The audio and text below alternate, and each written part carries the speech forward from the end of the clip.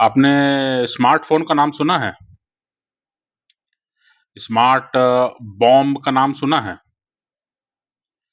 अ, smartphone तो आजकल ज़्यादातर लोगों के पास है ही और स्मार्ट बॉम्ब्स जो हैं वो दुनिया भर की सेनाएँ तलाश कर रही हैं और स्मार्ट बॉम्ब्स की तलाश में हैं और वो स्मार्ट बॉम्ब्स बना रही हैं। ये टेक्नोलॉजी जो है अब काफ़ी प्रचलित है। दुनिया भर में जो है अब अ, स्मार्ट बॉम्ब्स, स्मार्ट मिसाइल्स अ, इसका जो है चलन बढ़ते जा रहा है। स्मार्ट बॉम्ब्स का मतलब ये हुआ कि जो अपने आप निशाना ढूँढ ले, है ना? जो टारगेट उसमें फ़ीड किया जाता है वो जब जो निशाने की ओर गिरती हुई बॉम्ब जो है वो अपने आप पहचान लेती है कि हाँ, यहीं पर गिरना है और कहीं नहीं गिरना है ना? तो स्मार्टफ़ोन तो आप जानते ही हैं आपके जीवन का हिस्सा है, उसके बिना आपका जीवन चलना नहीं है ना? उसी में सारी दुनिया बसी हुई है। इसके अलावा आप देखेंगे ऑटोमेशन एक शब्द है ना? जो आईटी प्रोफ़ेशनल्स हैं, उनमें ये ज़्यादा इस्तेमाल होता है ऑटोमेशन।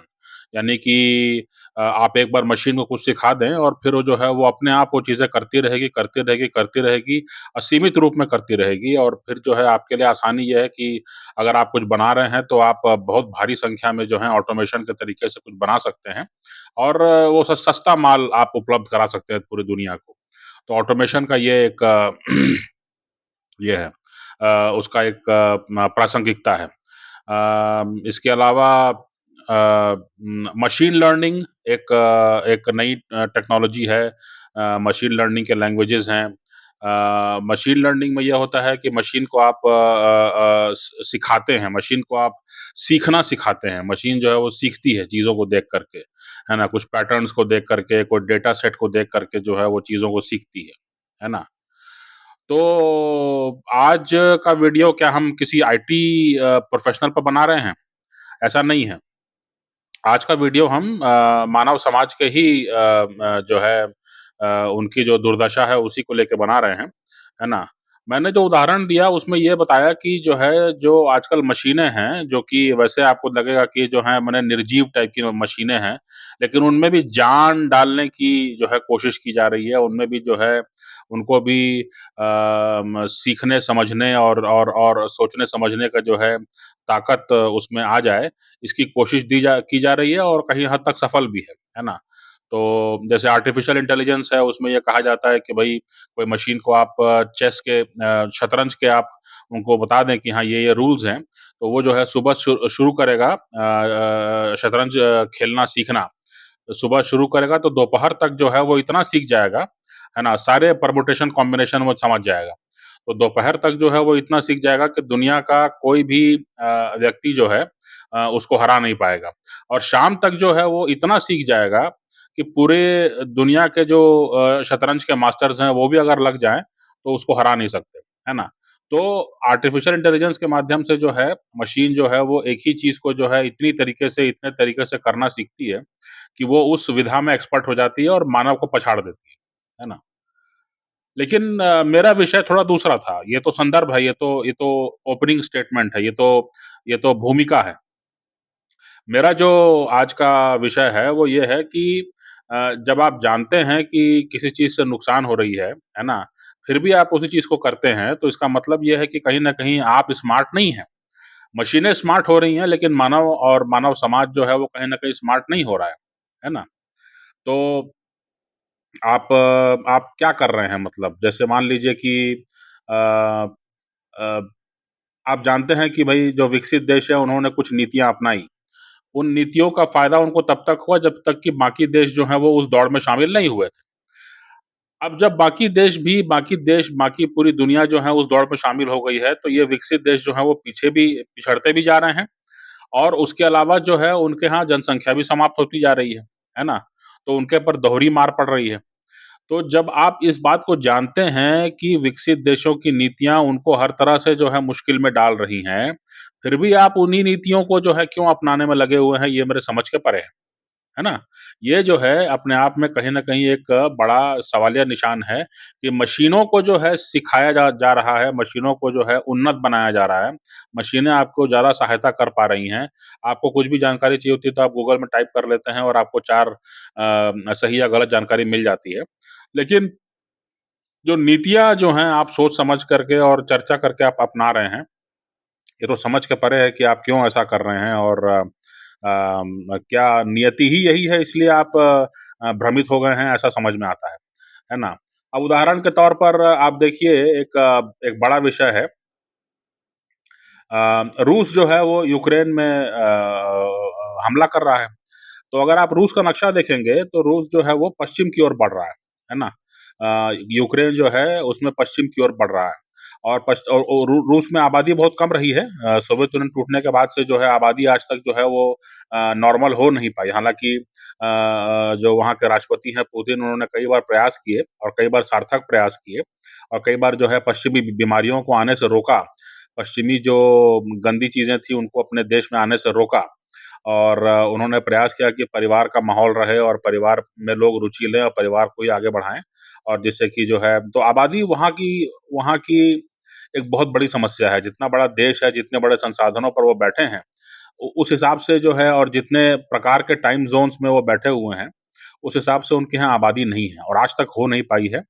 और तो उन चुनौतियों के बारे में आप बात नहीं कर रहे हैं आज। हम बात ये कर रहे हैं कि रूस जो है वो अपने आदमियों को भर्ती कर कर के जो है सेना में भर के और उनको जो है ये कह रहा है कि आप लोग जो है यूक्रेन में ये मोर्चा जीतिए, वो मोर्चा जीतिए, वो मोर्चा जीतिए। तो वो पश्चिम की ओर बढ़ता चला जा रहा है ना? अभी हाल में काफ़ी सफलता भी मिली है उसको। लेकिन जो मैं बताना चाह रहा हूँ वो ये है कि आपके पास जो है रूस में एक फ़ार ईस्ट कहलाता है ना? जो सुदूर पूर्व का इलाका है। सुदूर पूर्व का इलाका का जो सबसे बड़ा शहर है वो है व्लादिवोस्तोक।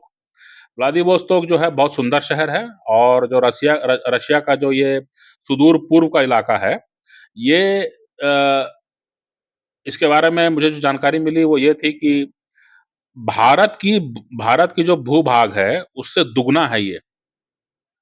भारत आज जितने भू-भाग में आप देखते हैं, भारत के नक्शे को देखते हैं, उससे दुगना जो है रूस का सिर्फ़ एक सुदूर पूर्व का इलाका है। मेरी बात को आप एक बार फिर सुनिए।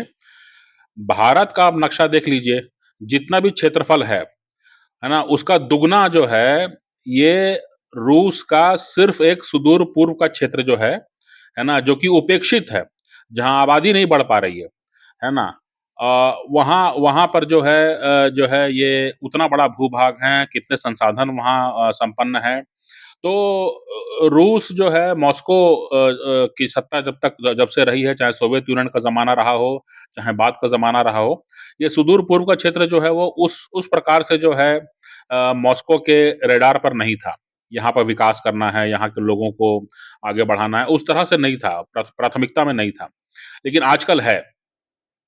बीते 1 दशक में अगर आप वैसे भी टाइप करेंगे गूगल में तो आपको मालूम पड़ेगा कि रूस जो है वो बहुत ज़्यादा आग्रही है कि भारत के लोग जो हैं वो आकर के सुदूर पूर्व में आकर के अपना व्यवसाय लगाएँ, वो वहाँ पर आकर के जो है वो बसना शुरू करें, वो आकर के वहाँ पर जो है काम-धाम शुरू करें।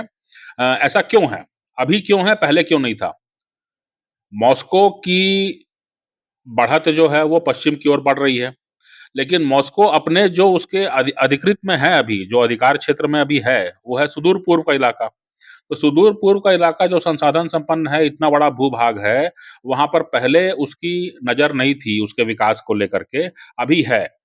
और अभी इस प्रकार है कि वो भारत को भी कहता रहता है कि आप आइए वहाँ पर आकर के आप निवेश कीजिए और वहाँ पर जो है शामिल होइए उसके विकास में। तो इसके पीछे कारण ये है कि रूस का सुदूर पूर्व का जो इलाका है, ये चीन के नज़दीक पड़ता है। पहले चीन का विकास नहीं हुआ था, तो इसलिए रूस को खतरा महसूस नहीं होता था। अब चीन का विकास हो गया है और चीन जो है एक तरह का लैंड माफिया ही टाइप का माना जा सकता है। दुनिया भर की ज़मीनों पर जो है कब्ज़ा करने को देख रहा है, संसाधनों पर कब्ज़ा करने को देख रहा है। तो इसलिए इसलिए जो है अब जो है रूस को खतरा महसूस होता है कि ये सुदूर पूर्व का इलाका जो है, यहाँ आबादी भी कम है और इसकी रक्षा हम कैसे करेंगे? तो इसलिए जो है वो चाहता है कि वहाँ पर विकास हो और विकास होने के साथ-साथ वहाँ आबादी बढ़ेगी और आबादी बढ़ेगी तो जो है और वो आबादी बढ़ेगी जो हमारी होगी, है ना? और इसलिए जो है फिर वो हमारे मॉस्को के प्रति वो लॉयल होगी और इसलिए जो है वो वहाँ के विकास के लिए उन्नत है। अब ये आप देखिए कि भारत में इसकी चर्चा मैंने उतनी सुनी नहीं है। भारत में जो है एक बहुत बड़ा भू-भाग जो है जहाँ पर आपको बुलाया जा रहा है वहाँ पर जा कर के आप बस सकते हैं, वहाँ पे काम कर सकते हैं, वहाँ का जैसे आप खाड़ी देशों में गए, वहाँ पे आप आधार बन गए, है ना? वो पूरी आबादी जो है आप पर निर्भर है ना? तो वैसे ही जो है रूस के सुदूर पूर्व में जो कि भारत से बड़ा भू-भाग है, भारत से दुगुना भू-भाग है, इतने संसाधन संपन्न भू-भाग पर जो है आपको बुलाया जा रहा है, लेकिन भारत में जो कॉलेज और स्कूल के युवा हैं, उनके भीतर उनको कितनी जानकारी है इसके बारे में या वो कितना सोचते हैं इसके बारे में कि एक नया जीवन, एक बेहतर जीवन जो है वो यहाँ जाके बसा सकते हैं। ये मतलब क्यों नहीं ये जड़ पकड़ रहा है, क्यों नहीं ये प्रचारित हो पा रहा है, ये समझ के परे है। आपको करना सिर्फ़ इतना है कि आपको अपने बच्चे को जो है, जो भी आप कोर्स करा रहे हैं स्कूल या कॉलेज में, आप कोशिश कीजिए कि कम से कम 5-7 साल जो है वो रूसी भाषा सीख ले, है ना? अगर वो रूसी भाषा सीख लेता है 5-7 साल, अगर वो टूटी-फूटी रूसी भी बोल बोल लेता है, तो आप समझिए कि उसका और आपका चूँकि आप उसके परिवार का हिस्सा हैं, उसका और आपका जीवन जो है वो अ, बेहतर हो सकता है बड़े आसानी से, है ना? तो ये साधारण तरीका जो है, ये प्रचलन में क्यों नहीं है? इसके बारे में पब्लिक में क्यों नहीं बात होती है? इसके बारे में क्यों नहीं एक चर्चा होती है या तैयारी होती है? ये तो समझ नहीं आता है। आज भी आपको जगह-जगह जो हैं जगह-जगह यही देखने को मिलता है कि इंग्लिश स्पीकिंग बोर्ड, है ना? इंग्लिश स्पीकिंग का जो कोर्स है, वो कराने वाले ढेरों कोचिंग संस्था आपको हर शहर-शहर, गली-गली मिल जाएँगे, है ना? अब वो कितना सिखा पाते हैं, वो तो अलग बात है ना? क्योंकि मेरी जानकारी में तो कोई नहीं है कि कोई अंग्रेजी वहाँ से सीख करके जो है और जा करके झंडे गाड़ दिया हो पश्चिम में। लेकिन ये जो मैंने जो ये मैंने ये इ इस मैंने आज के टाइम में इंटरनेट से जुड़े होने के बावजूद और स्मार्टफ़ोन हाथ में 24 घंटा लिए रहने के बावजूद जो है, इस प्रकार का जो उदासीनता है वैश्विक मामलों के प्रति, ये बिल्कुल भी समझ में नहीं आता है ना? इसीलिए मैंने आपको उदाहरण दिया कि आज के टाइम में जो है मशीनों को सिखाना आसान है, मशीनों को सिखाना जो है वो उसके लिए आप कुछ कोडिंग कर सकते हैं, मशीनें सीख जाएँगी। लेकिन मानव क्या करेगा, मानव समाज क्या करेगा, नहीं करेगा अपनी बेहतरी के लिए, वो बिल्कुल भी जो है उसको उसको कोई उसका अनुमान नहीं लगा सकता, कोई सही आकलन नहीं कर सकता, है ना? इतना बड़ा भू-भाग जो है आपके लिए उपलब्ध है, आप जा कर के वहाँ पर संगठित रूप में जो है आप जा कर के वहाँ पर व्यवसाय स्थापित कीजिए, वहाँ पर जा कर के नौकरियाँ कीजिए, वहाँ पर जा कर के आप स्थिरता लाइए। वो आपको प्रशंसा भी करेंगे कि आप उनकी मदद को आए हैं, है ना? और उसके बाद में जो है ये मने कितना मॉरिशस से हमारे कितने अच्छे संबंध हैं। एक बार आप जाके वहाँ बसे, वहाँ पे एक आबादी है और ऐसा नहीं है कि पूरी हिंदू ही आबादी है। वहाँ हिंदू एक बड़ी आबादी है लेकिन बाकी लोग भी वहाँ रह रहे हैं, बड़ी शांति से रह रहे हैं। मॉरिशस का नाम हमारे दिमाग में भी नहीं आता क्योंकि वहाँ इतनी शांति है कि उसके बारे में कोई खबर बनती ही नहीं है। तो इसलिए जो है मॉरिशस का नाम जो है किसी संदर्भ में लिया जाता है। तो मेरा ये कहने का मतलब है कि ये जो रशियन फ़ार ईस्ट है और आज के दिन आप जानते हैं कि रूस जो है अपने अपने मैन पावर को, अपने जो पुरुष शक्ति है, उसको संगठित करके जो है यूक्रेन यानी पश्चिम की ओर बढ़ रहा है। रूस पश्चिम की ओर बढ़ रहा है, जगह खाली पूरब में है और वहाँ पे वो आपको आपकी मदद चाहता है। आपकी मदद क्यों नहीं मिल रही है उसको? आपको नौकरी की तलाश है, आपको मौकों की तलाश है, बेहतर मौके, बेहतर नौकरियाँ वहाँ पर हैं और आना-जाना भी कोई कठिन नहीं है। तो इसके बारे में क्यों नहीं कोई संगठित रूप में युवा संगठन जो हैं आगे आते हैं और कहते हैं कि नहीं ठीक है हम लोग जो हैं रूसी भाषा के लिए हम लोग कुछ प्रयास करते हैं और उसके बाद में जो है हमारे युवा वहाँ जाके काम कर सकेंगे, हमारे प्रशिक्षित युवा। इतने सारे यहाँ पे बी फार्मा, डी फार्मा का है, फार्मा का वहाँ पे कितना स्कोप है। इतने सारे यहाँ के मशीन और टूल्स में काम करने वाले लोग हैं, है ना? एक-एक एक-एक शहर के बाहर में जो है इंडस्ट्रियल क्लस्टर बने हुए हैं, उनके जो अनुभवी लोग हैं और जो ऑटो रिपेयर ऑटो इंडस्ट्री वहाँ बिल्कुल नहीं है। उसमें बहुत ज़बरदस्त वहाँ पे संभावना है। इसके बारे में बात ही नहीं होती है, पता नहीं क्यों? पूरे खाड़ी देशों में आज आप बसे हुए हैं, तभी तो वहाँ पर जो है वो आपके बिना काम नहीं चल सकता उनका। वहाँ के बादशाह भी जो हैं वो जानते हैं कि हाँ, भारतीयों के बिना हमारा काम नहीं चल सकता, तो यही काम और देशों में क्यों नहीं हो सकता है? इसके बारे में सोचा जाना चाहिए। दूसरा जो उदाहरण है, बहुत दूर नहीं है, भारत से नज़दीक है जापान। जापान में जो है आबादी की स्थिति ये है कि पहले दूर-दराज के गाँव में जो हैं घर खाली हो जाते थे। घर खाली पड़े रहते थे। उनको कोई क्लेम करने वाला नहीं था। जिसका घर है वो तो मर गया, चाहे कहीं चला गया और बाकी और जो हैं उनके पास जो सब बूढ़ी आबादी है, तो वो क्या करेंगे और एक घर जा कर के? उनके पास ताकत ही नहीं है वहाँ जा कर के रिपेयर करना, उसको साज-सज्जा करके रखना, उसको मेंटेन करना, ताकत ही नहीं है। तो पहले जो है ये मामला दूर-दराज के गाँवों तक था। आजकल जो है ये सुनने में आ रहा है कि टोक्यो जो राजधानी है, राजधानी के सबर्ब में भी ऐसी बहुत सारे मकान हैं जो कि जिनको कोई क्लेम करने वाला नहीं है। इसको ये इतना बड़ा इतनी बड़ी एक पैटर्न देखने को मिला है कि इसको बाकायदा एक नाम दिया गया है। वो नाम है अकिया। ये अकिया घर जो हैं कहलाते हैं जिनको कि छोड़ा हुआ है ना? जिनका जिनका कोई दावेदार नहीं है। और जापान में ये शुरू से रही है नीति कि बाहर के लोगों को ज़्यादा वो पसंद नहीं करते हैं, ज़्यादा वो बसने-उसने का जो है उनका नीति नहीं रहती है। लेकिन उन्होंने जो औद्योगिक नीति अपनाई और उसमें जिस तरह से उनका युवा जो है वो घंटों-घंटों काम करता है और परिवार नहीं बनाता है, परिवार बसा नहीं सकता है। इसके अलावा जो अमेरिकी बाज़ारवाद की हवा चली उससे और भी नुकसान हो गया। तो आज के दिन में स्थिति ये है कि वहाँ पर जो है भारतीयों को जो है वो बुलाया जा रहा है ना? आपके पास कई प्रकार के प्रशिक्षण हैं जो बेसिक एक एक एक नगर में, एक गाँव में, एक कस्बे में जो मूलभूत सेवाएँ चाहिए कई प्रकार की, वो देने के लिए लोग नहीं हैं। वो देने के लिए लोग नहीं हैं वहाँ पर। तो अगर आपका बच्चा जो है थोड़ा अगर जापानी सीख ले और बाकी जो प्रशिक्षण ले रहा है वो लेता रहे, तो क्या वो जापान में जाके बस नहीं सकता है? या कम से कम 5-10 साल के लिए रह कर के अपना अच्छा पैसा नहीं कमा सकता है? और क्या जापानी इसके लिए आपके आपका आपको धन्यवाद नहीं बोलेंगे?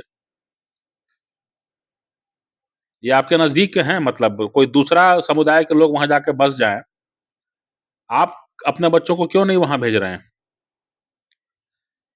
खाड़ी देशों में जाने के लिए जो है प्रतिस्पर्धा है, पश्चिमी देशों में जाने के लिए प्रतिस्पर्धा है। मेरा लड़का यूएस में पढ़ता है।